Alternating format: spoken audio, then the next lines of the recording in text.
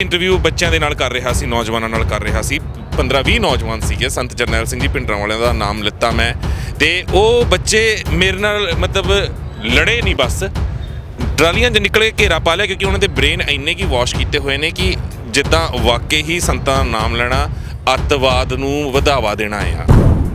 ਸਰਕਾਰਾਂ ਦੀ ਉਹ ਇਸ ਅੰਦੋਲਨ ਨੂੰ ਖਾਲਿਸਤਾਨ ਦੇ ਨਾਲ ਜੋੜ ਕੇ ਬਦਨਾਮ ਕਰਨਾ ਚਾਹੁੰਦੇ, ਪਰ ਮੈਂ ਉਹਨਾਂ ਕਿਸਾਨ ਯੂਨੀਅਨ ਵਾਲਿਆਂ ਨੂੰ ਵੀ ਕਹਿਣਾ ਚਾਹੁੰਦਾ ਆ ਜਿਹੜੇ ਵਿਰੋਧ ਕਰਨ ਦਾ ਯਤਨ ਕਰਦੇ ਆ, ਤੇ ਸਰਕਾਰਾਂ ਵੀ ਜਿਹੜੇ ਖਾਲਿਸਤਾਨ ਦੇ ਨਾਂ 'ਤੇ ਇਸ ਅੰਦੋਲਨ ਨੂੰ ਭੰਡਣਾ ਚਾਹੁੰਦੇ ਕਿ ਖਾਲਿਸਤਾਨ ਜਿਹੜਾ ਹੈਗਾ ਆ ਉਹ ਸਿੱਖਾਂ ਦਾ ਇੱਕ ਜਿਹੜਾ ਮੁੱਖ ਦੇਸ਼ ਬਣਾਉਣਾ ਚਾਹੁੰਦੇ ਆ, ਉਹਦਾ ਨਾਮ ਹੈਗਾ ਆ। ਤੇ ਜਿਹੜੇ ਖਾਲਿਸਤਾਨੀ ਆ ਉਹ ਵੀ ਤਾਂ ਪੰਜਾਬ ਦੇ ਪੁੱਤ ਆ। ਖਾਲਿਸਤਾਨੀਆਂ ਨੇ ਵੀ ਕੁਰਬਾਨੀਆਂ ਦਿੱਤੀਆਂ ਸੀ, ਖਾਲਿਸਤਾਨੀਆਂ ਨੇ ਵੀ ਸ਼ਹਾਦਤਾਂ ਦਿੱਤੀਆਂ। ਤੇ ਜਿਹੜੇ ਹਰਿਆਣਵੀ ਨੌਜਵਾਨ ਆ ਜਾਂ ਰਾਜਸਥਾਨ ਵਾਲੇ ਵੀਰ ਆ ਜਾਂ ਹੋਰ ਸੂਬਿਆਂ ਦੇ ਵੀਰ ਆ, ਉਹ ਬੜੇ ਉਤਸ਼ਾਹ ਦੇ ਨਾਲ ਜਿਹੜੀਆਂ ਦਸਤਾਰਾਂ ਆ ਉਹ ਸਾਡੇ ਕੋਲ ਸਜਾਉਣ ਆਉਂਦੇ ਰਹੇ ਆ। ਤੇ ਇੱਕ ਦੋ ਜਣੇ ਨੇ ਤੇ ਇਦਾਂ ਵੀ ਸਾਨੂੰ ਆਖਿਆ ਕਿ ਬਾਬਾ ਜੀ ਅਬ ਮੈਂ ਦਸਤਾਰ ਸਜਾ ਕੇ ਰਾਜਾ ਲੱਗਦਾ ਹੂੰ। ਸੋ ਬਾਦਲ ਅਤੇ ਕੈਪਟਨ ਵਰਗਿਆਂ ਨੇ ਜਿਹੜਾ ਪੰਜਾਬ ਬਣਾ ਦਿੱਤਾ ਸੀ, ਮੋਦੀ ਸਰਕਾਰ ਉਹੀ ਪੰਜਾਬ ਸਮਝੀ ਬੈਠੀ ਸੀ ਕਿ ਸ਼ਾਇਦ ਇਹ ਸਾਰੇ ਚਾਪਲੂਸ ਆ, ਸ਼ਾਇਦ ਇਹਨਾਂ ਨੂੰ ਕੁਝ ਪੈਸੇ ਲੈ ਕੇ ਗਦਾਰੀਆਂ ਕਰਨ ਦੀ ਆਦਤ ਪੈ ਚੁੱਕੀ ਹੋਈ ਆ। ਪਰ ਅੱਜ ਇਸ ਕਿਸਾਨੀ ਸੰਘਰਸ਼ ਨੇ ਮੋਦੀ ਸਰਕਾਰ ਨੂੰ, ਦਿੱਲੀ ਦਰਬਾਰ ਨੂੰ, ਹਿੰਦ ਹਕੂਮਤ ਨੂੰ ਅਸਲੀ ਪੰਜਾਬ ਦੇ ਦਰਸ਼ਨ ਕਰਾ ਦਿੱਤੇ ਅਤੇ ਪੰਜਾਬ ਦੇ ਅਸਲੀ ਵਾਰਸਾਂ ਦੇ ਦਰਸ਼ਨ ਕਰਾ ਦਿੱਤੇ ਆ। ਮੋਦੀ ਸਰਕਾਰ ਇੱਧਰ ਕਸ਼ਮੀਰ 'ਤੇ ਹਮਲਾ ਕਰਕੇ ਧਾਰਾ 370 ਤੋੜ ਕੇ ਅਤੇ ਉਸ ਤੋਂ ਬਾਅਦ ਭਾਰਤੀ ਮੁਸਲਮਾਨਾਂ 'ਤੇ ਹਮਲਾ ਕਰਕੇ, ਭਾਵ ਕਿ ਨਾਗਰਿਕਤਾ ਸੋਧ ਕਾਨੂੰਨ ਲਿਆ ਕੇ, ਅਤੇ ਇਸੇ ਤਰ੍ਹਾਂ ਜਿਵੇਂ ਰਾਮ ਮੰਦਿਰ ਉਹਨਾਂ ਨੇ ਬਣਾਇਆ ਬਾਬਰੀ ਮਸਜਿਦ ਦੀ ਜਗ੍ਹਾ, ਤੇ ਹੁਣ ਉਹ ਪੰਜਾਬ ਦੇ ਵੱਲ ਵਧੇ।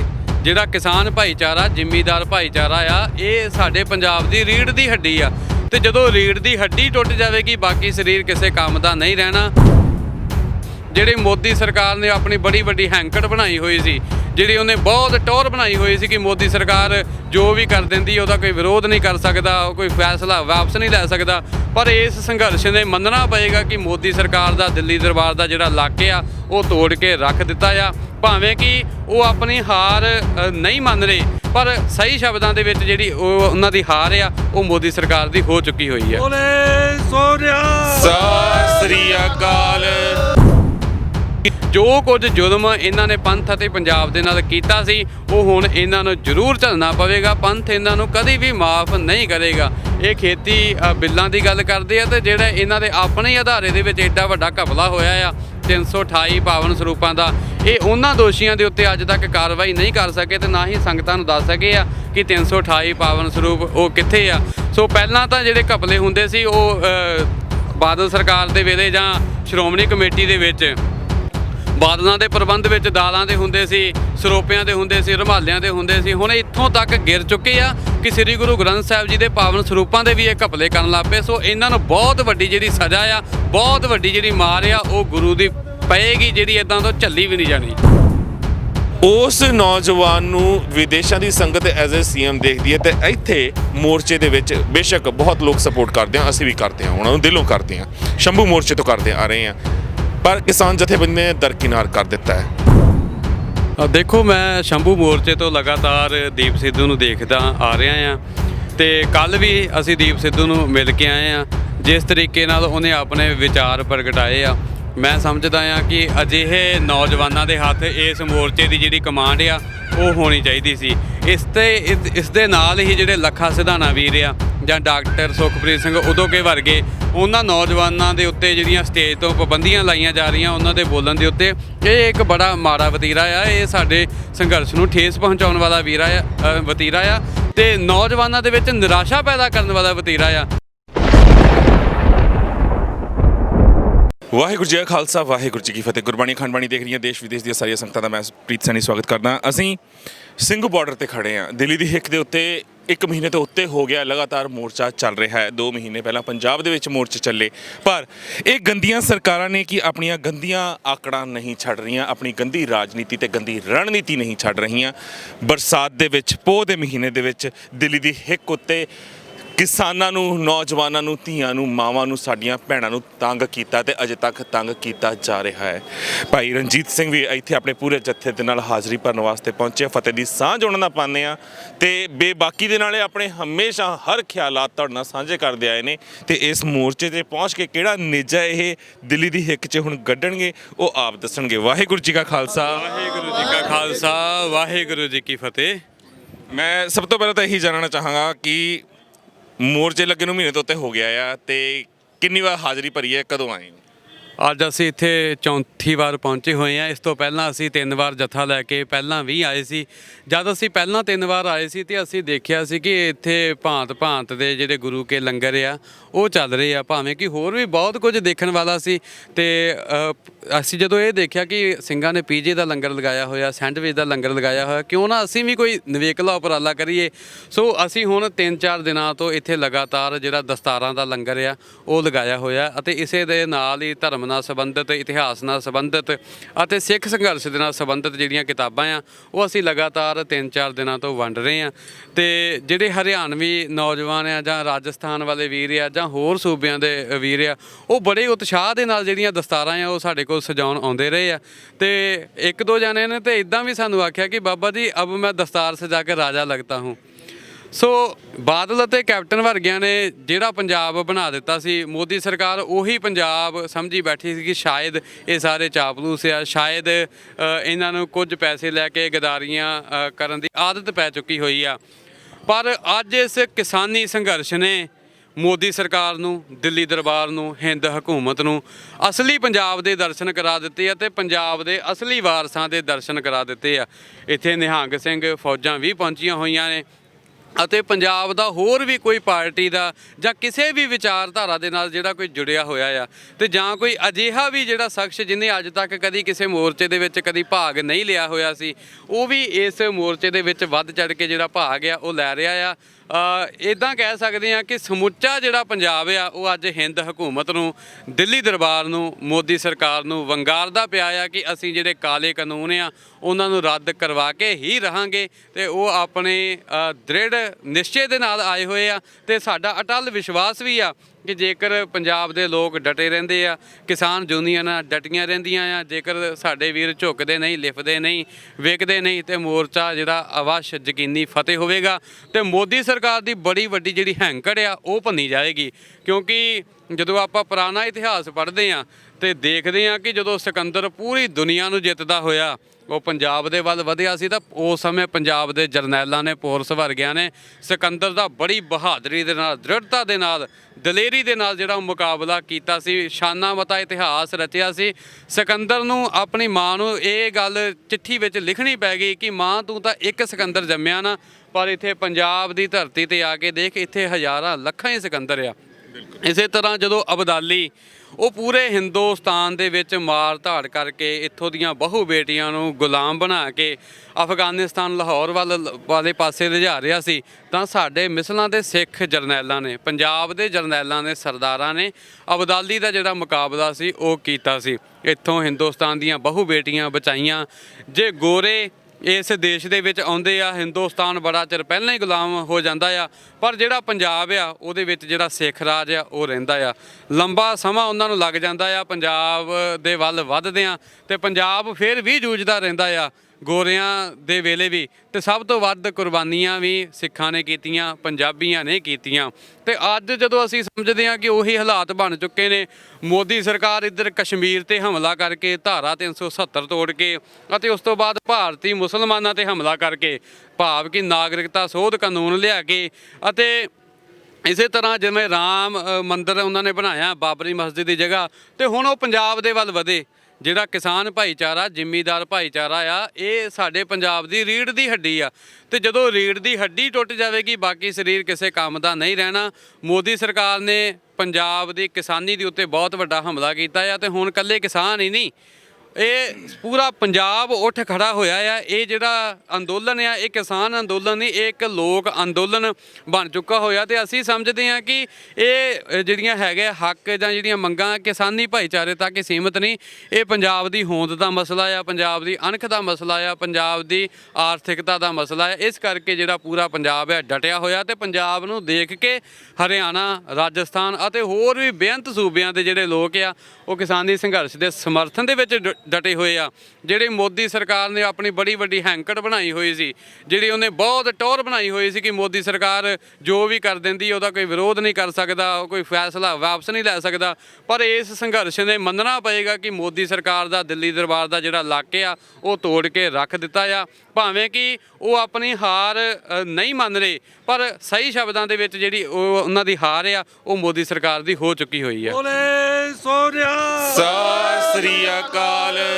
ਕਿਉਂਕਿ ਮੋਰਚਾ ਤਾਂ ਆਪਾਂ ਫਤਿਹ ਕਰ ਹੀ ਚੁੱਕੇ ਹਾਂ, ਇਹ 'ਚ ਹੋਰ ਪ੍ਰਾਪਤੀਆਂ ਕੀ ਹੁੰਦੀਆਂ ਨੇ ਉਹ ਦੇਖਣੀਆਂ ਬਾਕੀ ਰਹਿ ਗਈਆਂ ਨੇ। ਪਰ ਇਸ ਮੋਰਚੇ ਨੂੰ ਵੀ ਅਗਰ ਦੇਖਿਆ ਜਾਵੇ ਤਾਂ ਜਿਹੜੀ ਪੁਰਾਣੀ ਇੱਕ ਸਟ੍ਰੈਟਜੀ ਇਹ ਅਪਣਾਉਂਦੇ ਆਏ ਨੇ, ਇਹ ਸਰਕਾਰਾਂ ਬੜੀ ਚਿਰ ਤੋਂ ਜਿਹਨਾਂ ਚੀਜ਼ਾਂ ਕਰਕੇ ਮਾਤ ਦਿੰਦੀਆਂ ਆਈਆਂ ਨੇ, ਸੂਬਿਆਂ ਨੂੰ ਪਾੜੋ ਤੇ ਰਾਜ ਕਰੋ ਦੀ ਰਾਜਨੀਤੀ, ਜਾਂ ਅੱਤਵਾਦ ਨਾਲ ਜੋੜ ਦਿਓ ਜਾਂ ਵੱਖਵਾਦ ਨਾਲ ਜੋੜ ਦਿਓ, ਇਸ ਨੂੰ ਵੀ ਅੱਤਵਾਦ ਨਾਲ ਜੋੜਿਆ ਗਿਆ।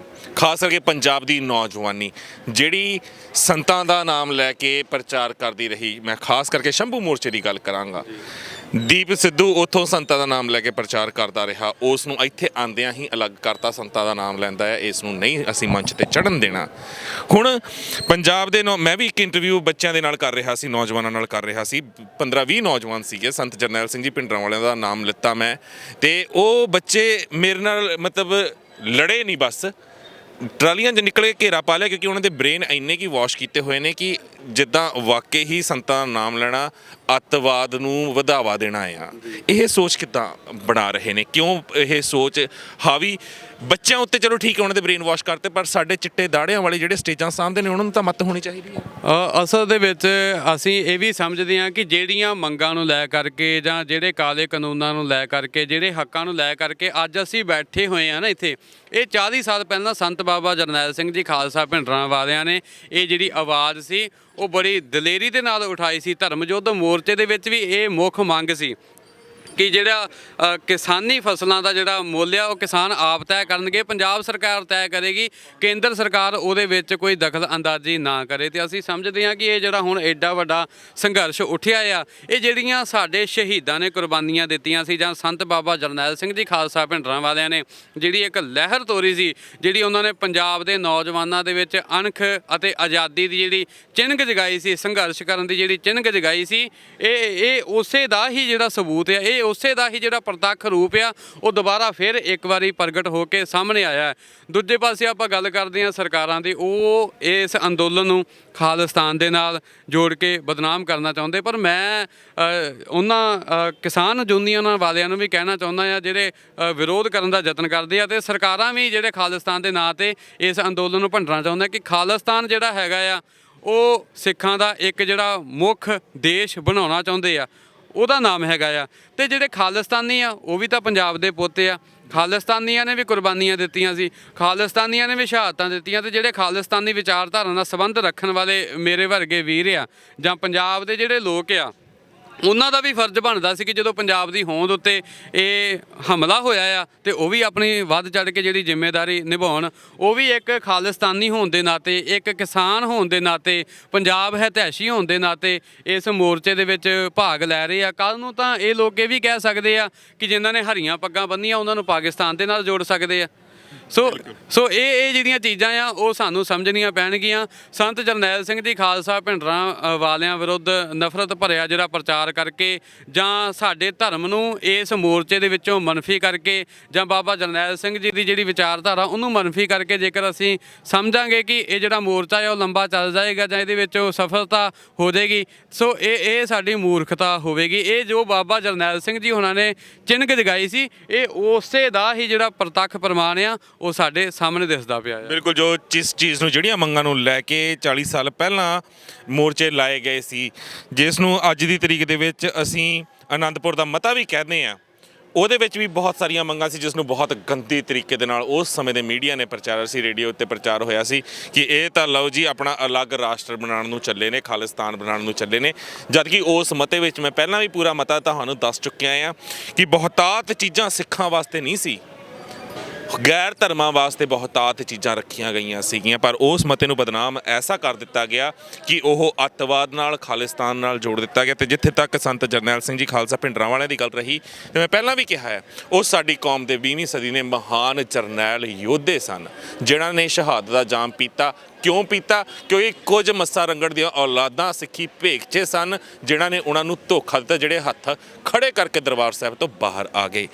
ਪਰ ਅਗਰ ਅੱਜ ਦੀ ਅਜੋਕੇ ਸਮੇਂ ਦੀਆਂ ਸਰਕਾਰਾਂ ਦੀ ਗੱਲ ਕੀਤੀ ਜਾਵੇ, ਬਾਦਲ ਲਾਣਾ ਬੀਜੇਪੀ ਤੋਂ ਅਲੱਗ ਹੋ ਕੇ ਆਪਣੀ ਡੁਗਡੁਗੀ ਵਜਾ ਰਿਹਾ ਹੈ, ਤੇ ਕੈਪਟਨ ਸਾਹਿਬ ਵੀ ਕਿਤੇ ਲਾਠੀਆਂ ਵਰ੍ਹਾ ਰਹੇ ਨੇ ਕਿਸਾਨਾਂ ਉੱਤੇ ਜਿਹੜੇ ਵਿਰੋਧ ਕਰ ਰਹੇ ਨੇ, ਕਿਤੇ ਪਰਚੇ ਦਰਜ ਹੋ ਰਹੇ ਨੇ ਉਹਨਾਂ ਨੌਜਵਾਨਾਂ ਉੱਤੇ ਜੋ ਗੁੱਸੇ 'ਚ ਬੀਜੇਪੀ ਦੇ ਆਗੂਆਂ ਦੇ ਘਰ ਮੂਹਰੇ ਜਾ ਕੇ ਗੋਹੇ ਦਾ ਢੇਰ ਲਾ ਜਾਂਦੇ ਆ, ਉਹ ਵੀ ਫੌਜਦਾਰੀ ਮੁਕੱਦਮੇ ਦਰਜ ਹੁੰਦੇ ਨੇ।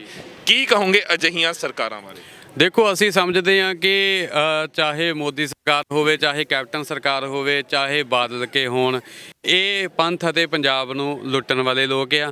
ਬਾਦਲ ਕੇ ਜਿਨ੍ਹਾਂ ਨੇ 23 ਸਾਲ ਭਾਜਪਾ ਦੇ ਨਾਲ ਜਿਹੜੀ ਜਾਰੀ ਆ ਉਹ ਪਾਈ ਰੱਖੀ। ਜਦੋਂ ਅਸੀਂ ਕਹਿ ਰਹੇ ਸੀ ਕਿ ਆਰਐਸਐਸ ਭਾਜਪਾ ਉਹ ਪੰਥ ਤੇ ਹਮਲੇ ਕਰ ਰਹੀ ਹੈ, ਉਹ ਸਾਡੇ ਸਿੱਖੀ ਸਿਧਾਂਤਾਂ ਦਾ ਘਾਣ ਕਰ ਰਹੀ ਹੈ, ਪੰਜਾਬ ਦੀ ਜਿਹੜੀ ਆਰਥਿਕਤਾ ਆ ਉਹਦੇ ਹਮਲੇ ਕਰ ਰਹੀ ਹੈ, ਪੰਜਾਬ ਨੂੰ ਖਤਮ ਕਰਨਾ ਚਾਹੁੰਦੀ ਹੈ, ਪਰ ਬਾਦਲ ਕੇ ਉਦੋਂ ਸਾਨੂੰ ਮੱਤਾਂ ਦਿੰਦੇ ਰਹੇ ਕਿ ਨਹੀਂ ਜੀ ਭਾਜਪਾ ਬਹੁਤ ਚੰਗੀ ਹੈ, ਆਰਐਸਐਸ ਬਹੁਤ ਚੰਗੀ ਹੈ। ਜਦੋਂ ਭਾਜਪਾ ਸਰਕਾਰ ਨੇ ਕਾਲੇ ਕਾਨੂੰਨ ਵੀ ਬਣਾਏ, ਖੇਤੀ ਕਾਨੂੰਨ, ਉਦੋਂ ਵੀ ਬਾਦਲ ਸਰਕਾਰ ਉਹਨਾਂ ਦੇ ਨਾਲ ਸੀ। ਪਰ ਜਦੋਂ ਇਹਨਾਂ ਨੂੰ ਪਤਾ ਲੱਗ ਗਿਆ ਕਿ ਪੁੱਠਾ ਵਹਿਣ ਵਹਿ ਚੁੱਕਾ ਆ, ਸਮੁੱਚਾ ਜਿਹੜਾ ਪੰਜਾਬ ਆ ਜਾਂ ਹੋਰ ਸੂਬਿਆਂ ਦੇ ਜਿਹੜੇ ਲੋਕ ਆ ਉਹ ਖੜੇ ਹੋ ਚੁੱਕੇ ਆ ਮੋਦੀ ਸਰਕਾਰ ਦੇ ਵਿਰੁੱਧ, ਤਾਂ ਇਹਨਾਂ ਨੇ ਆਪਣੀ ਸੱਤਾ ਬਚਾਉਣ ਦੇ ਵਾਸਤੇ ਕਿਤੇ ਹਰਸਿਮਰਤ ਦਾ ਅਸਤੀਫਾ ਦਵਾ ਦਿੱਤਾ, ਕਿਤੇ ਇਹਨਾਂ ਨੇ ਜਿਹੜਾ ਅਵਾਰਡ ਇਹਨਾਂ ਨੂੰ ਪਦਮ ਭੂਸ਼ਣ ਮਿਲਿਆ ਹੋਇਆ ਸੀ ਤੇ ਉਹ ਇਹਨਾਂ ਨੇ ਵਾਪਸ ਕਰ ਦਿੱਤਾ, ਅਤੇ ਹੋਰ ਵੀ ਹੁਣ ਇਸ ਤਰ੍ਹਾਂ ਦੇ ਇਹ ਕਾਰਜ ਕਰ ਰਹੇ ਆ ਕਿ ਸਾਨੂੰ ਅਗਲੀ ਜਿਹੜੀ ਸੱਤਾ ਆ, ਅਗਲੀ ਮੁੱਖ ਮੰਤਰੀ ਦੀ ਕੁਰਸੀ ਆ ਉਹ ਮਿਲ ਪਵੇ। ਪਰ ਜੋ ਕੁਝ ਮੋਦੀ ਸਰਕਾਰ ਨੇ ਕੀਤਾ ਆ, ਇਹ ਲੋਕ ਪੂਰੇ ਉਹਦੇ ਵਿੱਚ ਭਾਗੀਦਾਰ ਆ, ਤੇ ਕੈਪਟਨ ਸਰਕਾਰ ਵੀ ਕਿਸਾਨਾਂ ਦੇ ਉੱਤੇ ਲਾਠੀਚਾਰਜ ਕਰਦੀ ਪਈ ਹੈ, ਨੌਜਵਾਨਾਂ ਦੇ ਉੱਤੇ ਜਿਹੜੇ ਕੇਸ ਆ ਉਹ ਪਾਏ ਗਏ।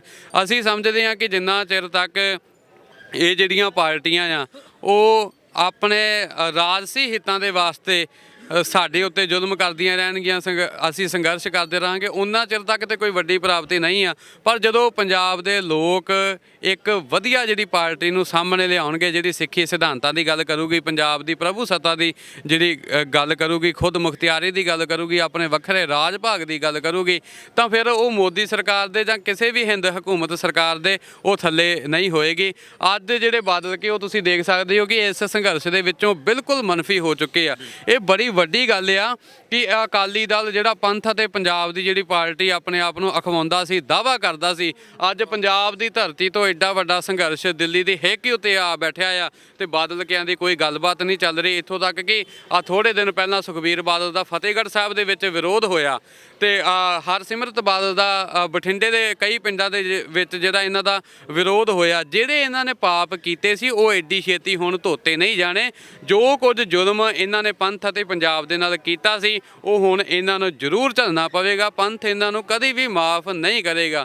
ਇਹ ਖੇਤੀ ਬਿੱਲਾਂ ਦੀ ਗੱਲ ਕਰਦੇ ਆ, ਤੇ ਜਿਹੜਾ ਇਹਨਾਂ ਦੇ ਆਪਣੇ ਹੀ ਅਦਾਰੇ ਦੇ ਵਿੱਚ ਐਡਾ ਵੱਡਾ ਘਪਲਾ ਹੋਇਆ ਆ 328 ਪਾਵਨ ਸਰੂਪਾਂ ਦਾ, ਇਹ ਉਹਨਾਂ ਦੋਸ਼ੀਆਂ ਦੇ ਉੱਤੇ ਅੱਜ ਤੱਕ ਕਾਰਵਾਈ ਨਹੀਂ ਕਰ ਸਕੇ, ਤੇ ਨਾ ਹੀ ਸੰਗਤਾਂ ਨੂੰ ਦੱਸ ਸਕੇ ਆ ਕਿ 328 ਪਾਵਨ ਸਰੂਪ ਉਹ ਕਿੱਥੇ ਆ।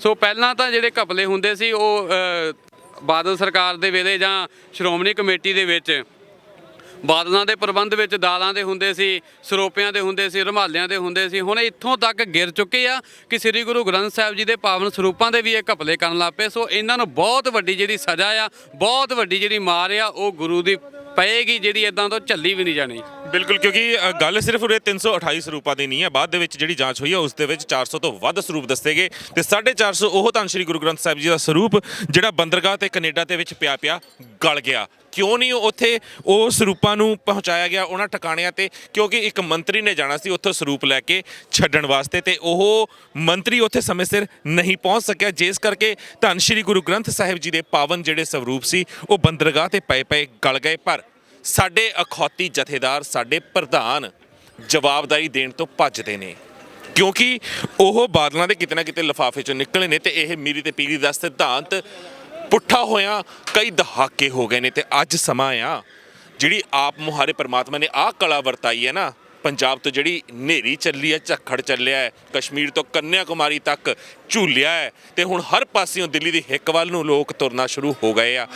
ਇਸ ਦੇ ਵਿੱਚੋਂ ਅਸੀਂ ਕੁਝ ਵੱਡੀਆਂ ਪ੍ਰਾਪਤੀਆਂ ਕਰੀਏ। ਕਿਸਾਨ ਜਥੇਬੰਦੀਆਂ ਨੂੰ ਚਾਹੀਦਾ ਹੈ, ਸਾਡੇ ਧਾਰਮਿਕ ਆਗੂਆਂ ਨੂੰ ਚਾਹੀਦਾ ਕਿ ਅਸੀਂ ਆਪਣੀ ਇੱਕ ਖੇਤਰੀ ਪਾਰਟੀ ਉਭਾਰੀਏ, ਉਹਨਾਂ ਦੀ ਇੱਕ ਪਛਾਣ ਬਣਾਈਏ ਤਾਂ ਜੋ ਆ ਜਿਹੜਾ ਨੇਜਾ ਦਿੱਲੀ ਦੀ ਹਿੱਕ ਤੇ ਗੱਡਿਆ ਹੈ ਨਾ ਉਦੋਂ ਤੱਕ ਹਿਲਦਾ ਰਵੇ, ਜਦੋਂ ਤੱਕ ਇਹਦੇ ਸਾਹ ਨਹੀਂ ਮੁੱਕਦੇ, ਜਦੋਂ ਤੱਕ ਇਹ ਹੱਕ ਕਿਸਾਨਾਂ ਨੂੰ ਨਹੀਂ ਦਿੰਦੀ ਦਿੱਲੀ ਆਪ ਹੱਥ ਬੰਨ੍ਹ ਕੇ। ਪਰ ਅਗਰ ਗੱਲ ਦੀਪ ਸਿੱਧੂ ਵਰਗੇ ਆਗੂਆਂ ਦੀ ਕੀਤੀ ਜਾਵੇ ਜਿਹਨੇ ਖੁਦ ਮੁਖਤਿਆਰੀ ਦੀ ਗੱਲ ਕੀਤੀ, ਅਨੰਦਪੁਰ ਦੇ ਮਤੇ ਦੀ ਗੱਲ ਕੀਤੀ, ਸੰਤਾਂ ਦੀ ਗੱਲ ਕੀਤੀ, ਅੱਜ ਵਿਦੇਸ਼ਾਂ ਦੀ ਸੰਗਤ ਸਾਨੂੰ ਫੋਨ ਕਰਕੇ ਕਹਿੰਦੀ ਕਿ ਅਸੀਂ ਉਸ ਨੂੰ as a Punjab CM face ਦੇਖਦੇ ਹਾਂ 2022 ਦਾ, ਕਿਉਂਕਿ ਉਹ ਮੁੰਡਾ ਪੜ੍ਹਿਆ ਲਿਖਿਆ ਹੈ, ਸੁਹਿਰਦ ਹੈ, ਹਰ ਚੀਜ਼ ਦਾ ਬਹੁਤ ਨਾਪ ਤੋਲ ਕੇ ਸੋਚ ਸਮਝ ਕੇ ਜਵਾਬ ਦਿੰਦਾ ਹੈ। ਕਿਉਂਕਿ NDTV ਦੀ ਜਿਹੜੀ ਐਕਸ ਪੱਤਰਕਾਰ ਸੀਗੀ ਬਰਖਾ ਦੱਤ, ਉਹਨੇ ਉਹਦੇ ਮੂੰਹ 'ਚ ਪਤਾ ਨਹੀਂ ਕਿੰਨੀ ਵਾਰ ਇਹ ਸਵਾਲ ਧੱਕਣ ਦੀ ਕੋਸ਼ਿਸ਼ ਕੀਤੀ ਕਿ ਇੱਕ ਵਾਰ ਉਹਦੇ ਮੂੰਹ 'ਚੋਂ ਇਹ ਨਿਕਲ ਜੇ ਕਿ ਸੰਤ ਜਰਨੈਲ ਸਿੰਘ ਜੀ ਭਿੰਡਰਾਂਵਾਲੇ ਅੱਤਵਾਦੀ ਸੀ। ਪਰ ਇਸ ਨੌਜਵਾਨ ਨੇ ਸਾਰੀਆਂ ਗੱਲਾਂ ਉਹਦੇ ਮੂੰਹ ਦੇ ਉੱਤੇ ਇੱਕ ਤੋਂ ਬਾਅਦ ਇੱਕ ਚਪੇੜਾਂ ਮਾਰ ਕੇ ਸਾਬਿਤ ਕੀਤੀਆਂ ਕਿ ਨਹੀਂ, ਉਹ ਕੌਮ ਦਾ ਮਹਾਨ ਜਰਨੈਲ ਸੀ ਸਾਡਾ। ਹੁਣ ਉਸ ਨੌਜਵਾਨ ਨੂੰ ਵਿਦੇਸ਼ਾਂ ਦੀ ਸੰਗਤ ਐਜ਼ ਏ CM ਦੇਖਦੀ ਹੈ ਤੇ ਇੱਥੇ ਮੋਰਚੇ ਦੇ ਵਿੱਚ ਬੇਸ਼ੱਕ ਬਹੁਤ ਲੋਕ ਸਪੋਰਟ ਕਰਦੇ ਆ, ਅਸੀਂ ਵੀ ਕਰਦੇ ਹਾਂ, ਉਹਨਾਂ ਨੂੰ ਦਿਲੋਂ ਕਰਦੇ ਹਾਂ, ਸ਼ੰਭੂ ਮੋਰਚੇ ਤੋਂ ਕਰਦੇ ਆ ਰਹੇ ਹਾਂ, ਪਰ ਕਿਸਾਨ ਜਥੇਬੰਦੀ ਨੇ ਦਰਕਿਨਾਰ ਕਰ ਦਿੱਤਾ ਹੈ। ਤੁਸੀਂ ਕੀ ਸੋਚਦੇ ਹੋ ਉਸ ਨੌਜਵਾਨ ਬਾਰੇ? ਤੁਸੀਂ ਪਰਸਨਲੀ ਕੀ ਰਾਏ ਰੱਖਦੇ? ਦੇਖੋ, ਮੈਂ ਸ਼ੰਭੂ ਮੋਰਚੇ ਤੋਂ ਲਗਾਤਾਰ ਦੀਪ ਸਿੱਧੂ ਨੂੰ ਦੇਖਦਾ ਆ ਰਿਹਾ ਹਾਂ ਤੇ ਕੱਲ ਵੀ ਅਸੀਂ ਦੀਪ ਸਿੱਧੂ ਨੂੰ ਮਿਲ ਕੇ ਆਏ ਹਾਂ। ਜਿਸ ਤਰੀਕੇ ਨਾਲ ਉਹਨੇ ਆਪਣੇ ਵਿਚਾਰ ਪ੍ਰਗਟਾਏ ਆ, ਮੈਂ ਸਮਝਦਾ ਹਾਂ ਕਿ ਅਜਿਹੇ ਨੌਜਵਾਨਾਂ ਦੇ ਹੱਥ ਇਸ ਮੋਰਚੇ ਦੀ ਜਿਹੜੀ ਕਮਾਂਡ ਆ ਉਹ ਹੋਣੀ ਚਾਹੀਦੀ ਸੀ। ਇਸ ਦੇ ਨਾਲ ਹੀ ਜਿਹੜੇ ਲੱਖਾ ਸਿਧਾਣਾ ਵੀਰ ਆ ਜਾਂ ਡਾਕਟਰ ਸੁਖਪ੍ਰੀਤ ਸਿੰਘ ਉਦੋਕੇ ਵਰਗੇ, ਉਹਨਾਂ ਨੌਜਵਾਨਾਂ ਦੇ ਉੱਤੇ ਜਿਹੜੀਆਂ ਸਟੇਜ ਤੋਂ ਪਾਬੰਦੀਆਂ ਲਾਈਆਂ ਜਾ ਰਹੀਆਂ ਉਹਨਾਂ ਦੇ ਬੋਲਣ ਦੇ ਉੱਤੇ, ਇਹ ਇੱਕ ਬੜਾ ਮਾੜਾ ਵਤੀਰਾ ਆ। ਇਹ ਸਾਡੇ ਸੰਘਰਸ਼ ਨੂੰ ਠੇਸ ਪਹੁੰਚਾਉਣ ਵਾਲਾ ਵਤੀਰਾ ਆ ਤੇ ਨੌਜਵਾਨਾਂ ਦੇ ਵਿੱਚ ਨਿਰਾਸ਼ਾ ਪੈਦਾ ਕਰਨ ਵਾਲਾ ਵਤੀਰਾ ਆ। ਕਿਸਾਨ ਯੂਨੀਅਨਾਂ ਨੂੰ ਆਪਣਾ ਇਹ ਜਿਹੜਾ ਵਤੀਰਾ ਆ ਉਹ ਬਦਲਣਾ ਚਾਹੀਦਾ ਆ। ਤੇ ਜਿਹੜਾ ਦੀਪ ਸਿੱਧੂ ਉਹ ਲਗਾਤਾਰ ਹੀ ਪਹਿਲੇ ਦਿਨ ਤੋਂ ਇਸ ਕਿਸਾਨੀ ਸੰਘਰਸ਼ ਦੇ ਨਾਲ ਜੁੜਿਆ ਹੋਇਆ ਆ ਤੇ ਲਗਾਤਾਰ ਹੀ ਡਟਿਆ ਹੋਇਆ, ਭਾਵੇਂ ਕਿ ਹੋਰ ਵੀ ਬਹੁਤ ਸਾਰੇ ਗਾਇਕ, ਅਦਾਕਾਰ ਜਾਂ ਹੋਰ ਹਸਤੀਆਂ ਸਾਹਮਣੇ ਆਈਆਂ, ਪਰ ਉਹਨਾਂ ਨੇ 1-2 ਦਿਨ ਹਾਜ਼ਰੀ ਭਰੀ, ਸਟੇਜ ਤੇ ਹਾਜ਼ਰੀ ਲਵਾ ਕੇ ਚਲੇ ਗਏ ਜਾਂ ਸੋਸ਼ਲ ਮੀਡੀਆ ਦੇ ਵਿੱਚ ਪੋਸਟਾਂ ਤੱਕ ਹੀ ਸੀਮਿਤ ਰਹੇ। ਪਰ ਦੀਪ ਸਿੱਧੂ ਇੱਕ ਅਜਿਹਾ ਨੌਜਵਾਨ ਆ ਜਿਹੜਾ ਪੰਥ ਅਤੇ ਪੰਜਾਬ ਦੀ ਜਿਹੜੀ ਗੱਲ ਆ ਉਹ ਪੂਰੀ ਦ੍ਰਿੜਤਾ ਦੇ ਨਾਲ ਕਰਦਾ ਆ, ਸਮਝ ਵੀ ਰੱਖਦਾ ਆ, ਦੂਰ ਅੰਦੇਸ਼ੀ ਵੀ ਉਹਦੇ ਵਿੱਚ ਬਹੁਤ ਆ, ਦੇਸ਼ਾਂ ਵਿਦੇਸ਼ਾਂ ਦੀਆਂ ਜਿਹੜੀਆਂ ਸੰਗਤਾਂ ਆ ਉਹਨੂੰ ਪਸੰਦ ਵੀ ਕਰਦੀਆਂ ਆ ਤੇ ਸਾਨੂੰ ਇੰਝ ਵੀ ਲੱਗਦਾ ਆ ਕਿ ਉਹ ਜਿਹੜਾ ਨੌਜਵਾਨ ਆ ਉਹ ਇਸ ਮੋਰਚੇ ਨੂੰ ਸਫਲਤਾ ਦੇ ਰਾਹ ਵੱਲ ਅੱਗੇ ਹੋਰ ਵੀ ਲਿਜਾ ਸਕਦਾ ਆ। ਪਰ ਇਹ ਕਿਸਾਨ ਯੂਨੀਅਨਾਂ ਦਾ ਇੱਕ ਮਾੜਾ ਵਤੀਰਾ ਆ। ਅਸੀਂ ਇਹਦਾ ਵਿਰੋਧ ਵੀ ਕੀਤਾ ਆ, ਹੁਣ ਵੀ ਇਹਨਾਂ ਨੂੰ ਸਲਾਹ ਦੇ ਕੇ ਆਏ ਆ। ਉਹ ਕਹਿੰਦੇ ਕਿ ਇਹਦੇ ਉੱਤੇ ਚਰਚਾ ਕਰਾਂਗੇ, ਪਰ ਅਜਿਹੇ ਨੌਜਵਾਨਾਂ ਦੀ ਜਿਹੜੀ ਸਲਾਹ ਆ ਉਹ ਜ਼ਰੂਰ ਲੈਣੀ ਚਾਹੀਦੀ ਆ। ਉਹਨਾਂ ਨੂੰ ਹਰ ਫੈਸਲੇ ਦੇ ਵਿੱਚ, ਹਰ ਮੀਟਿੰਗ ਦੇ ਵਿੱਚ ਉਹ ਨਾਲ ਰੱਖਣਾ ਚਾਹੀਦਾ ਆ। ਬਿਲਕੁਲ ਜੀ, ਰੱਖਣਾ ਚਾਹੀਦਾ ਹੈ। ਉਹ ਇਸ ਲਈ ਰੱਖਣਾ ਚਾਹੀਦਾ ਹੈ ਕਿਉਂਕਿ ਕਿਸਾਨ ਜਥੇਬੰਦੀਆਂ ਨੂੰ ਸਿੰਪਲ ਜੀ ਇੱਕ ਚੀਜ਼ ਮੈਂ ਕਹਾਂਗਾ, ਬੀਤੇ 50 ਸਾਲਾਂ ਤੋਂ ਤੁਸੀਂ ਕੇਂਦਰ ਦੇ ਨਾਲ ਮੱਥਾ ਲਾ ਰਹੇ ਹੋ, ਬੇਸ਼ੱਕ ਸਰਕਾਰ BJP ਦੀ ਹੋਵੇ ਜਾਂ ਕਾਂਗਰਸ ਦੀ ਹੋਵੇ, ਅੱਜ ਤੱਕ ਤੁਸੀਂ ਆਪਣੀਆਂ ਮੰਗਾਂ ਤੱਕ ਫਸੇ ਹੋ। ਉਹਨਾਂ ਨੇ ਤੁਹਾਡੀਆਂ ਮੰਗਾਂ ਨਹੀਂ ਪੂਰੀਆਂ ਕੀਤੀਆਂ। ਹੱਕਾਂ ਤੱਕ ਪਹੁੰਚਣ ਦੀ ਗੱਲ ਤਾਂ ਬਹੁਤ ਦੂਰ ਦੀ ਰਹੀ, ਅੱਜ ਹੱਕਾਂ ਦੀ ਗੱਲ ਅਸੀਂ ਕਰ ਰਹੇ ਹਾਂ। ਉਹ ਵੀ ਕਿਉਂ? ਅਜਿਹੇ ਨੌਜਵਾਨਾਂ ਕਰਕੇ, ਕਿਉਂਕਿ ਉਹਨਾਂ ਨੇ ਚਿਣਕ ਲਾਈ ਪੰਜਾਬ ਦੀ ਨੌਜਵਾਨੀ ਨੂੰ। ਉਹਨਾਂ ਨੇ ਚਿਣਕ ਲਾਈ ਪੰਜਾਬ ਦੀ ਉਸ ਸੁੱਤੀ ਹੋਈ ਨਸ਼ੇੜੀ ਕਹਿ ਕੇ ਬਦਨਾਮ ਕੀਤੀ ਗਈ ਨੌਜਵਾਨੀ ਨੂੰ, ਜਿਹੜੀ ਆਪਣੇ ਆਪਣੇ ਘਰਾਂ ਦੇ ਵਿੱਚ ਬੜੀ ਖੁਸ਼ ਸੀ ਕਿ ਸਾਡੇ ਚੁੱਲ੍ਹੇ ਬਲਦੇ ਪਏ ਨੇ, ਬਾਪੂ ਚਾਹੇ ਖੇਤਾਂ 'ਚ ਹੈ, ਚਾਹੇ ਫੈਕਟਰੀ 'ਚ ਲੇਬਰ ਕਰਦਾ, ਸਾਨੂੰ ਰੋਟੀ ਸਵੇਰੇ ਸ਼ਾਮ ਮਿਲ ਜਾਂਦੀ ਹੈ, ਸਾਨੂੰ ਕੋਈ ਫਿਕਰ ਨਹੀਂ। ਪਰ ਹੁਣ ਪਰਮਾਤਮਾ ਨੇ ਜਿਹੜੀ ਕਲਾ ਵਰਤਾਈ ਹੈ, ਹਰ ਨੌਜਵਾਨ ਨੂੰ ਇੰਨੀ ਸੁਹਿਰਦਤਾ ਉਸ ਵਾਹਿਗੁਰੂ ਨੇ ਦੇਤੀ ਹੈ ਵੀ ਉਹ ਕਿਹੜੀ ਕੌਮ ਦਾ ਵਾਰਸ ਹੈ, ਕਿਸ ਗੁਰੂਆਂ ਪੀਰਾਂ ਦੀ ਧਰਤੀ ਦਾ ਵਾਰਸ ਹੈ। ਹੁਣ ਚਾਹੇ ਕਿਸ ਦੀ ਜ਼ਮੀਨ ਹੈ, ਕਿਸੇ ਦੀ ਨਹੀਂ ਹੈ, ਪਰ ਜ਼ਮੀਰ ਹਰ ਕਿਸੇ ਦਾ ਹੈ। ਤੇ ਪੰਜਾਬੀ ਬੋਲਦੇ ਇਲਾਕਿਆਂ ਦੇ ਜਿੰਨੇ ਵੀ ਵਾਰਸ ਨੇ ਉਹ ਸਾਰੇ ਦੇ ਸਾਰੇ ਇਸ ਹਿੱਕ ਤੇ ਪਹੁੰਚ ਰਹੇ ਨੇ, ਹੁਣ ਤਾਂ ਪੂਰੇ ਭਾਰਤ ਤੋਂ ਪਹੁੰਚ ਰਹੇ ਨੇ। ਅੰਤ ਦੇ ਵਿੱਚ ਮੈਂ ਇਹੀ ਕਹਾਂਗਾ, ਕਿਸਾਨ ਜਥੇਬੰਦੀਆਂ ਦੇ ਆਗੂਆਂ ਦਾ ਫਰਜ਼ ਬਣਦਾ ਆ ਕਿ ਉਹ ਹੁਣ ਬਹੁਤ ਸੋਚ ਸਮਝ ਕੇ ਅਕਲਮੰਦੀ ਦੇ ਨਾਲ ਫੈਸਲੇ ਲੈਣ। ਕੇਂਦਰ ਸਰਕਾਰ ਤੁਹਾਡੀ ਇੱਕ ਗਲਤੀ ਦਾ ਇੰਤਜ਼ਾਰ ਕਰ ਰਹੀ ਹੈ, ਕਿ ਕੋਈ ਵੀ ਕਿਸਾਨੀ ਆਗੂ ਇੱਕ ਗਲਤੀ ਕਰੇ ਤੇ ਉਹ ਇਹ ਮੋਰਚਾ ਲੱਗਿਆ ਹੋਇਆ ਪੂਰਾ ਦਾ ਪੂਰਾ ਵਿਫਲ ਕਰ ਦੇ, ਪਰ ਨਹੀਂ ਕਰ ਸਕਦੇ ਕਿਉਂਕਿ ਇਸ ਮੋਰਚੇ ਦੀ ਅਗਵਾਈ ਸੱਚੇ ਪਾਤਸ਼ਾਹ ਆਪ ਕਰ ਰਹੇ ਨੇ। ਕਿਸੇ ਦੀ ਔਕਾਤ ਨਹੀਂ ਹੈ ਇਸ ਮੋਰਚੇ ਨੂੰ ਵਿਫਲ ਕਰ ਜਾਣ। ਪਰ ਅਗਰ ਕਿਸਾਨ ਆਗੂਆਂ ਵਿੱਚੋਂ ਕਿਸੇ ਨੇ ਕੁਤਾਹੀ ਕੀਤੀ ਤਾਂ ਤੁਸੀਂ ਇਹ ਸੋਚ ਲਿਓ, ਆਹ ਸੰਗਤ ਜਿੰਨੀ ਖੜੀ ਹੈ ਨਾ, ਨਿਹੰਗ ਸਿੰਘ ਜਥੇਬੰਦੀਆਂ ਜਿਹੜੀਆਂ ਤੁਹਾਡਾ ਪਹਿਰੇਦਾਰੀ ਕਰਕੇ ਆਈਆਂ ਨੇ, ਜਿਨ੍ਹਾਂ ਨੇ ਕੈਪਟਨ ਸਰਕਾਰ ਤੱਕ ਨੂੰ ਸਿੱਧਾ ਕਹਿਤਾ ਸੀ ਅਸੀਂ ਉਦਣ ਇੱਥੋਂ ਮੋਰਚੇ ਚੱਕਾਂਗੇ ਜਿੱਦਣ ਸਾਡੇ ਕਿਸਾਨ ਵਾਪਸ ਚਲੇ ਗਏ, ਅਸੀਂ ਇਹਨਾਂ ਦੇ ਪਹਿਰੇਦਾਰ ਹਾਂ।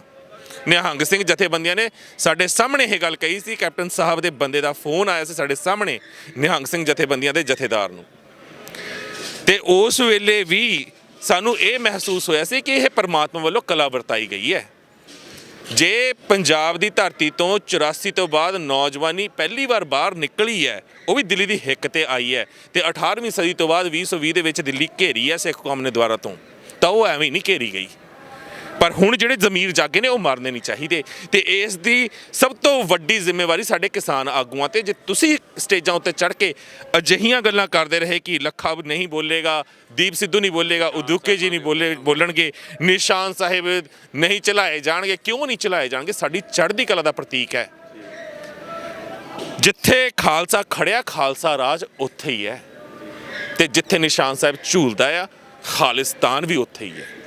ਤੁਹਾਨੂੰ ਚੰਗੀ ਲੱਗੇ ਤੁਹਾਨੂੰ ਮਾੜੀ ਲੱਗੇ, ਪਰ ਸੱਚਾਈ ਤੇ ਇਮਾਨਦਾਰੀ ਦੇ ਨਾਲ ਸਰਬੱਤ ਦੇ ਭਲੇ ਦੀ ਅਰਦਾਸ ਦੁਨੀਆ ਦੇ ਵਿੱਚ ਜੇ ਕੋਈ ਕਰਦਾ ਹੈ ਤਾਂ ਉਹ ਖਾਲਸਾ ਹੀ ਕਰਦਾ ਹੈ। ਹਰ ਕਿਤੇ ਲੋੜ ਪੈਣ ਤੇ ਜੇ ਖੜਦਾ ਹੈ ਤਾਂ ਉਹ ਖਾਲਸਾ ਖੜਦਾ ਹੈ।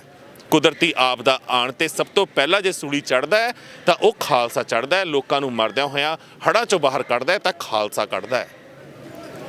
ਉਦੋਂ ਤੁਹਾਡੀ ਕਿਉਂ ਨਹੀਂ ਜ਼ਰੂਰਤ ਪੈਂਦੀ ਇਹ ਕਹਿਣ ਦੀ ਕਿ ਖਾਲਸੇ ਕਿਉਂ ਸੇਵਾ ਕਰ ਰਹੇ ਨੇ, ਇਹਨਾਂ ਨੂੰ ਫੰਡਿੰਗ ਕਿੱਥੋਂ ਆ ਰਹੀ ਹੈ, ਇਹ ਕਿਉਂ ਹੁਣ ਲੋਕਾਂ ਦੇ ਘਰਾਂ 'ਚ ਰਾਸ਼ਨ ਪਹੁੰਚਾ ਰਹੇ ਨੇ, ਇਹ ਕਿਉਂ ਲੰਗਰ ਲਾ ਰਹੇ ਨੇ? ਕਿਉਂਕਿ ਉਦੋਂ ਤੁਹਾਡੀ ਆਪਣੀ ਔਕਾਤ ਨਹੀਂ ਹੁੰਦੀ ਲੰਗਰ ਲਾਉਣ ਦੀ, ਲੋਕਾਂ ਦੀ ਸੇਵਾ ਕਰਨ ਦੀ, ਉਹਨਾਂ ਤੱਕ ਮਦਦ ਪਹੁੰਚਾਉਣ ਦੀ। ਉਦੋਂ ਹੱਥ ਜੋੜ ਕੇ ਤੁਸੀਂ ਗੁਰੂ ਘਰਾਂ ਅੱਗੇ ਬੇਨਤੀ ਕਰਦੇ ਹੋ, ਜਥੇਦਾਰਾਂ ਅੱਗੇ ਬੇਨਤੀ ਕਰਦੇ ਹੋ, ਸਿੱਖ ਕੌਮ ਅੱਗੇ ਬੇਨਤੀ ਕਰਦੇ ਹੋ ਵੀ ਸੇਵਾ ਦੇ ਮੋਰਚੇ ਸਾਂਭੋ। ਪਰ ਆਹ ਜਿਹੜਾ ਮੋਰਚਾ ਲੱਗਿਆ ਹੈ ਉਰੇ ਨੈਸ਼ਨਲ ਮੀਡੀਆ ਬੜੇ ਪਿਆਰ ਦੇ ਨਾਲ ਹੁਣ ਵੱਡਾ ਕਰਕੇ ਪ੍ਰਚਾਰ ਰਿਹਾ ਕਿ ਪਤਾ ਨਹੀਂ ਕਿੱਥੋਂ ਫੰਡਿੰਗ ਆ ਰਹੀ ਹੈ। ਪਹਿਲਾਂ ਵੀ ਦੱਸ ਚੁੱਕਿਆ, ਉਸ ਬਾਬੇ ਨਾਨਕ ਦੀ ਫੰਡਿੰਗ ਹੈ 20 ਰੁਪਏ ਤੋਂ ਸ਼ੁਰੂ ਹੋਈ ਸੀ, ਜਿਹੜੀ ਤਾਂ ਉਮਰ ਨਹੀਂ ਖਤਮ ਹੋਣੀ। ਦੁਨੀਆ ਦੀ ਸਾਰੀ ਸੰਗਤ ਆ ਕੇ ਲੰਗਰ ਛਕ ਜਾਵੇ, ਇਹ ਤਾਂ ਨਹੀਂ ਖਤਮ ਹੋਣੀ। ਪਰ ਆਹ ਸਾਡੀ ਨੌਜਵਾਨੀ ਖੜੀ ਹੈ, ਕੱਲ ਕਮਾਨ ਜਿਹਨੇ ਸਾਹਮਣੀ ਹੈ ਪੰਜਾਬ ਦੀ, ਤੇ ਦੀਪ ਸਿੱਧੂ ਵਾਲੀ ਨੌਜਵਾਨੀ ਉਧਰ ਪਿੱਛੇ ਬੈਠੀ ਹੈ ਜਿਹਨੇ ਸਿਆਸਤ ਦੀ ਕਮਾਨ ਸਾਹਮਣੀ ਹੈ, ਤੇ ਇਹਨਾਂ ਨੇ ਸਾਡੀ ਜਿਹੜੀ ਧਾਰਮਿਕ ਸੱਤਾ ਹੈ ਉਹਦੀ ਕਮਾਨ ਸਾਹਮਣੀ ਹੈ। ਪਰ ਇਹ ਮੀਰੀ ਤੇ ਪੀਰ ਦਾ ਸਿਧਾਂਤ ਜਿਹੜਾ ਪੁੱਠਾ ਹੋਇਆ ਹੈ, ਇਸ ਮੋਰਚੇ ਤੋਂ ਬਾਅਦ ਸਾਨੂੰ ਜਿਹੜੇ ਜ਼ਿੰਮੇਵਾਰ ਆਪਣੇ ਆਪ ਨੂੰ ਵਾਕਈ ਹੀ ਸਮਝਦੇ ਨੇ, ਸੁਹਿਰਦ ਸਮਝਦੇ ਨੇ, ਸੋਝੀ ਰੱਖਦੇ ਨੇ ਇਹਨਾਂ ਗੰਦੇ ਸਿਆਸਤਦਾਨਾਂ ਦੀ, ਸਾਡਾ ਫਰਜ਼ ਬਣਦਾ ਹੈ ਕਿ ਅਸੀਂ ਅੱਗੇ ਹੋਈਏ, ਆ ਕੇ ਚੋਣਾਂ ਲੜੀਏ। ਬੇਸ਼ੱਕ ਉਹ SGPC ਦੀਆਂ ਨੇ ਤੇ ਬੇਸ਼ੱਕ ਇਹ ਗੰਦਲੀ ਸਿਆਸਤ ਦੀ ਗੱਲ ਹੈ, ਅਸੀਂ ਲੜ ਕੇ ਇਸ ਗੰਦੀ ਸਿਆਸਤ ਨੂੰ ਸਾਫ਼ ਕਰੀਏ। ਤੇ ਮੈਂ ਤੁਹਾਡੇ ਤੋਂ ਹੀ ਰਣਜੀਤ ਪੁੱਛਣਾ ਚਾਹਾਂਗਾ ਕਿ ਤੁਸੀਂ ਸੋਚ ਰਹੇ ਹੋ ਕਿ SGPC ਦੀ ਅਗਰ ਇਲੈਕਸ਼ਨ ਹੋਈਆਂ ਤੁਹਾਡੇ ਵੱਲੋਂ ਕੋਈ ਪੈਰ ਪਾਊਗਾ ਉੱਧਰਲੇ ਪਾਸੇ? ਕਿਉਂਕਿ ਜਦੋਂ ਤੱਕ ਦੇਖੋ ਮੀਰੀ ਤੇ ਪੀਰੀ ਦਾ ਸਿਧਾਂਤ ਸਾਡਾ ਸਿੱਧਾ ਨਹੀਂ ਹੁੰਦਾ, ਜਦੋਂ ਤੱਕ ਅਸੀਂ ਉਸ ਪਾਸੇ ਜਾਂਦੇ ਨਹੀਂ, ਉਦੋਂ ਤੱਕ ਬੇੜਾ ਪੰਜਾਬ ਦਾ ਪਾਰ ਨਹੀਂ ਹੋ ਸਕਦਾ। ਦੇਖੋ ਮੇਰਾ ਤਾਂ ਕੋਈ ਇਦਾਂ ਦਾ ਮਕਸਦ ਨਹੀਂ ਹੈਗਾ ਕਿ ਮੈਂ ਸ਼੍ਰੋਮਣੀ ਕਮੇਟੀ ਦੀਆਂ ਜਾਂ ਕੋਈ ਹੋਰ MLA ਜਾਂ MP ਦੀਆਂ ਕਿਸੇ ਵੀ ਪ੍ਰਕਾਰ ਦੀਆਂ ਕਦੀ ਚੋਣਾਂ ਦੇ ਵਿੱਚ ਭਾਗ ਲਵਾਂ। ਪਰ ਜਿਹੜੀਆਂ ਵੀ ਸੁਹਿਰਦ ਧਿਰਾਂ ਹੋਣਗੀਆਂ, ਜਿਹੜੀਆਂ ਪੰਥ ਅਤੇ ਪੰਜਾਬ ਨੂੰ ਸਮਰਪਿਤ ਹੋਣਗੀਆਂ, ਜਾਂ ਜਿਹੜੀਆਂ ਸਾਡੀ ਮਾਨਮਤੇ ਜਿਹੜੇ ਸਿਧਾਂਤ ਆ ਜਿਨ੍ਹਾਂ ਦਾ ਬਾਦਲਾਂ ਨੇ ਘਾਣ ਕਰ ਦਿੱਤਾ, ਜਿਹੜੇ ਉਹਨਾਂ ਸਿਧਾਂਤਾਂ ਨੂੰ ਦੁਬਾਰਾ ਜਿਹੜੀਆਂ ਸੁਰਜੀਤ ਕਰ ਸਕਦੀਆਂ ਜਿਹੜੀਆਂ ਜਥੇਬੰਦੀਆਂ ਆ, ਜਿਵੇਂ ਸ਼੍ਰੋਮਣੀ ਅਕਾਲੀ ਦਲ ਅੰਮ੍ਰਿਤਸਰ ਸਰਦਾਰ ਸਿਮਰਨਜੀਤ ਸਿੰਘ ਜੀ ਮਾਨ ਜਾਂ ਦਲ ਖਾਲਸਾ ਵਰਗੀਆਂ ਜਿਹੜੀਆਂ ਜਥੇਬੰਦੀਆਂ, ਅਸੀਂ ਉਹਨਾਂ ਦਾ ਹਰ ਪ੍ਰਕਾਰ ਦੇ ਨਾਲ ਸਮਰਥਨ ਕਰਾਂਗੇ। ਜਥੇਦਾਰ ਸਿੰਘ ਸਾਹਿਬ ਭਾਈ ਰਣਜੀਤ ਸਿੰਘ ਜੀ ਉਹ ਵੀ ਡਟੇ ਹੋਏ ਆ ਪੂਰਾ ਬਾਦਲਕਿਆਂ ਦੇ ਖਿਲਾਫ, ਅਸੀਂ ਉਹਨਾਂ ਦਾ ਸਮਰਥਨ ਕਰਾਂਗੇ। ਭਾਈ ਬਲਦੇਵ ਸਿੰਘ ਜੀ ਵਡਾਲਾ, ਹਰ ਪ੍ਰਕਾਰ ਦਾ ਜਿਹੜਾ ਸਮਰਥਨ ਆ ਅਸੀਂ ਸਿੱਖ ਨੌਜਵਾਨ ਉਹਨਾਂ ਦੇ ਨਾਲ ਜ਼ਰੂਰ ਕਰਾਂਗੇ, ਕਿਉਂਕਿ ਬਾਦਲਕਿਆਂ ਨੇ ਇੰਨਾ ਜ਼ਿਆਦਾ ਸਾਡੇ ਸਿਧਾਂਤਾਂ ਦਾ ਜਿਹੜਾ ਘਾਣ ਆ ਉਹ ਕਰ ਦਿੱਤਾ ਹੋਇਆ ਆ ਕਿ ਜਿਹਦੀ ਭਰਪਾਈ ਬਹੁਤ ਮੁਸ਼ਕਲ ਦੇ ਨਾਲ ਹੋਣੀ ਹੈ। ਸ੍ਰੀ ਅਕਾਲ ਤਖਤ ਸਾਹਿਬ ਜੀ ਦਾ ਹੁਕਮਨਾਮਾ ਜੋ ਸਾਡੇ ਲਈ ਰੱਬੀ ਪੈਗਾਮ ਹੁੰਦਾ ਸੀ, ਉਸ ਅਕਾਲ ਪੁਰਖ ਵਾਹਿਗੁਰੂ ਸੱਚੇ ਪਾਤਸ਼ਾਹ ਜੀ ਦਾ ਸੰਦੇਸ਼ ਹੁੰਦਾ ਸੀ। ਪਰ ਇਹ ਹੁਣ ਜਿਹੜੇ ਹੁਕਮਨਾਮੇ ਆ ਉਹ ਬਾਦਲਾਂ ਦੀ ਕੋਠੀ ਚੰਡੀਗੜ੍ਹ ਦੇ ਵਿੱਚੋਂ ਜਿਹੜੇ ਉਹ ਨਿਕਲ ਰਹੇ ਆ। ਪਿਛਲੇ ਸਮੇਂ ਦੇ ਵਿੱਚ ਜੋ ਬਰਗਾੜੀ ਦੇ ਵਿੱਚ ਬੇਅਦਬੀ ਹੋਈ ਜਾਂ ਇਹਨਾਂ ਨੇ ਸਿਰਸੇ ਵਾਲੇ ਨੂੰ ਜਿਹੜੀ ਮਾਫੀ ਦਿੱਤੀ ਆ, ਇਹ ਸਾਰਾ ਕੁਝ ਬਾਦਲਕਿਆਂ ਨੂੰ ਬਿਲਕੁਲ ਲੈ ਕੇ ਬਹਿ ਗਿਆ ਹੋਇਆ ਆ। ਤੇ ਹੁਣ ਜਿਹੜੇ ਸ੍ਰੀ ਗੁਰੂ ਗ੍ਰੰਥ ਸਾਹਿਬ ਜੀ ਦੇ 328 43 ਪਾਵਨ ਸਰੂਪਾਂ ਦਾ ਜਿਹੜਾ ਮਾਮਲਾ ਉੱਠਿਆ ਆ। ਸੋ ਇਸ ਤੋਂ ਪਤਾ ਲੱਗਦਾ ਆ ਕਿ ਬਾਦਲਾਂ ਨੇ ਜਿਹੜੀਆਂ ਸਾਡੀਆਂ ਮਾਨਮੱਤੀ ਸੰਸਥਾਵਾਂ ਆ ਉਹਦੇ ਵਕਾਲ ਨੂੰ ਰੋਲ ਦਿੱਤਾ ਹੋਇਆ, ਸਾਡੇ ਸਿਧਾਂਤਾਂ ਨੂੰ ਜਿਹੜਾ ਮਦੀਆਂ ਮੇਟ ਆ ਉਹ ਕਰ ਦਿੱਤਾ ਹੋਇਆ। ਉਹਨਾਂ ਨੂੰ ਬਚਾਉਣ ਦੇ ਵਾਸਤੇ ਅਸੀਂ ਜ਼ਰੂਰ ਨਿਤਰਾਂਗੇ ਤੇ ਜਿੰਨਾ ਵੀ ਕੋਸ਼ਿਸ਼ ਹੋ ਸਕਦੀ ਹੈ ਅਸੀਂ ਹਰ ਤਰੀਕੇ ਦੇ ਨਾਲ ਇਹਨਾਂ ਨੂੰ ਅਜੋਕੇ ਮਸੰਦਾਂ ਨੂੰ ਗੁਰੂ ਘਰਾਂ ਦੇ ਵਿੱਚੋਂ ਕੱਢਣ ਦੀ ਜਿਹੜੀ ਪੂਰੀ ਕੋਸ਼ਿਸ਼ ਆ ਉਹ ਕਰਾਂਗੇ। ਨਾ ਤਾਂ ਇਹਨਾਂ ਤੋਂ ਪੰਜਾਬ ਦੀ ਸਿਆਸਤ ਬਚੇਗੀ ਤੇ ਨਾ ਹੀ ਇਹਨਾਂ ਤੋਂ ਪੰਥ ਦੀ ਜਿਹੜੀ ਸਿਆਸਤ ਆ ਉਹ ਬਚੇਗੀ। ਜਿਵੇਂ ਪਹਿਲਾਂ ਹੀ ਆਖਿਆ ਕਿ ਜੋ ਇਹਨਾਂ ਨੇ ਪਾਪ ਕੀਤੇ ਆ ਉਹਨਾਂ ਦਾ ਜਿਹੜਾ ਖਮਿਆਜਾ ਆ ਉਹ ਬਾਦਲਾਂ ਨੂੰ ਜ਼ਰੂਰ ਭੁਗਤਣਾ ਪਏਗਾ। ਬਿਲਕੁਲ ਜੀ ਬਿਲकुल। ਤੇ ਗੁਰਬਾਣੀ ਦਾ ਫਰਮਾਨ ਹੈ, ਕੋਈ ਕਿਸੇ ਕੋ ਰਾਜ ਨਾ ਦੇ ਹੈ, ਜੋ ਲੈ ਹੈ ਨਿਜ ਬਲ ਸੇ ਲੈ ਹੈ। ਪਰ ਅਸੀਂ ਆਪਣੇ ਗੁਰੂ ਵੱਲੋਂ ਦਿੱਤੇ ਹੋਏ ਸਿਧਾਂਤਾਂ ਤੇ ਚੱਲਦੇ ਹਾਂ ਤੇ ਜੇਕਰ ਸਾਡੀ ਚੁੱਪੀ ਨੂੰ, ਸਾਡੀ ਸ਼ਰਾਫਤ ਨੂੰ ਤੁਸੀਂ ਸਾਡੀ ਕਮਜ਼ੋਰੀ ਸਮਝੋਗੇ ਤਾਂ ਮੈਂ ਪਹਿਲਾਂ ਹੀ ਬਹੁਤ ਵਾਰ ਕਿਹਾ ਆ, ਪਿਆਰ ਸਤਿਕਾਰ ਨਾਲ ਆਓਗੇ ਸਵਾਗਤ ਅਸੀਂ ਦੇਗ ਨਾਲ ਕਰਦੇ ਹਾਂ, ਆਕੜ ਹੰਕਾਰ ਨਾਲ ਆਓਗੇ ਸਵਾਗਤ ਅਸੀਂ ਤੇਗ ਨਾਲ ਕਰਦੇ ਹਾਂ। ਬਸ ਇੰਨਾ ਕਿ ਜ਼ਿਹਨ 'ਚ ਜ਼ਰੂਰ ਰੱਖਣ ਉਹ ਧਿਰਾਂ ਜਿਹੜੀਆਂ ਸਾਨੂੰ ਦਿਵਾਉਣਾ ਚਾਹੁੰਦੀਆਂ ਨੇ, ਜਿਹੜਾ ਸਾਡੀ ਮਿੱਟੀ ਦਾ ਅੰਸ਼ ਮੁਕਾਉਣਾ ਚਾਹੁੰਦੀਆਂ ਨੇ, ਜਿਹੜਾ ਕਿਸੇ ਹੋਰ ਦਾ ਝੰਡਾ ਸਾਡੀ ਜ਼ਮੀਨ ਤੇ ਆ ਕੇ ਗੱਡਣਾ ਚਾਹੁੰਦੀਆਂ ਨੇ। ਪ੍ਰੋਗਰਾਮ ਚੰਗਾ ਲੱਗਿਆ ਹੋਵੇ ਲਾਈਕ ਤੇ ਸ਼ੇਅਰ ਜ਼ਰੂਰ ਕਰਨਾ। ਬਾਕੀ ਆਪਣੀਆਂ ਭਾਵਨਾਵਾਂ ਨੀਚੇ ਕਮੈਂਟਸ ਦੇ ਵਿੱਚ ਤੁਸੀਂ ਵਿਅਕਤ ਕਰ ਸਕਦੇ ਹੋ। ਦਿਓ ਇਜਾਜ਼ਤ।